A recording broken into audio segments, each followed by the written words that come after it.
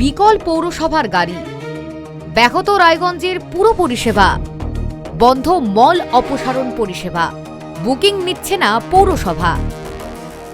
রায়গঞ্জের চায়ের দোকান বা কোনো ঠেকে একটাই আলোচনা, রায়গঞ্জ পৌরসভা পরিষেবা নিয়ে।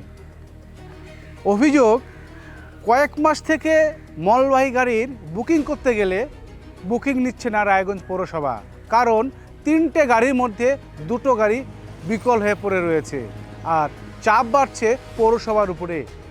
বিভিন্ন গ্রাম বা শহর থেকে মলবাহী গাড়ির বুকিং করতে গেলে পরিষ্কার জানিয়ে দিচ্ছেন যে এখন বুকিং নেওয়া হবে না।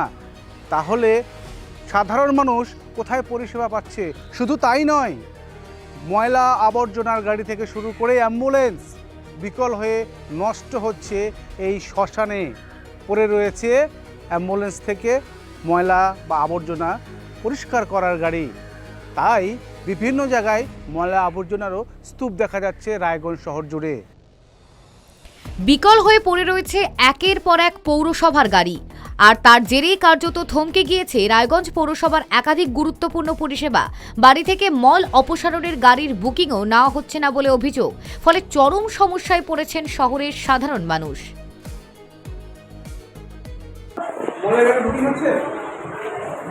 হ্যাঁ, বন্ধ আছে না? কতদিন থেকে বন্ধ আছে? 3টাই? মানে কোনো গাড়ি চলছে না? আচ্ছা, মানে তোমার হচ্ছে চাহিদা অনুযায়ী সাপ্লাই করতে পারছে না, সার্ভিসিং নেই, কাগজপত্র। আচ্ছা, সেটাই। এখন আগে কত করে ছিল? আগে তো মানে 800 টাকা করে ছিল গ্রামে যেতে যেতে।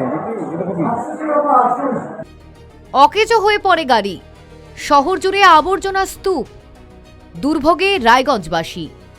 তবে প্রশ্ন উঠছে পৌরসভার উপরে, পৌরসভা কি করছে এবং যারা জনপ্রতিনিধিরা রয়েছে, রায়গঞ্জের বিধায়ক, বর্তমানে মন্ত্রী, রায়গঞ্জ সাংসদ, তারা কি করছে? প্রশ্ন আমজনতার। ভোট দিয়েছে, প্রতিনিধি হয়েছে, তাহলে পরিষেবা কোথায়? শুধু মল অপসারণই নয়, গাড়ি বিকল থাকায় শহরের বিভিন্ন এলাকায় জমছে নোংরা আবর্জনা। দীর্ঘদিন ধরে পড়ে থাকা অবস্থায় নষ্ট হচ্ছে পৌরসভার একাধিক গাড়ি ও অন্যান্য সম্পত্তিও। পরিষেবা সচল রাখতে প্রয়োজনীয় পদক্ষেপ কোথায়, তা নিয়ে উঠছে প্রশ্ন। ভালো পৌর পরিষেবার আশায় ভোট দিয়ে জনপ্রতিনিধি নির্বাচিত করেছেন শহরবাসী, কিন্তু পরিষেবার এই বেহাল চিত্রে ক্ষোভ বাড়ছে সাধারণ মানুষের মধ্যে। কেন সময় মতো নজর দেওয়া হচ্ছে না, প্রশ্ন তুলছেন বাসিন্দাদের একাংশ। যদিও পৌরসভার আধিকারিকের দাবি, বিষয়টি ঊর্ধ্বতন কর্তৃপক্ষকে জানানো হয়েছে।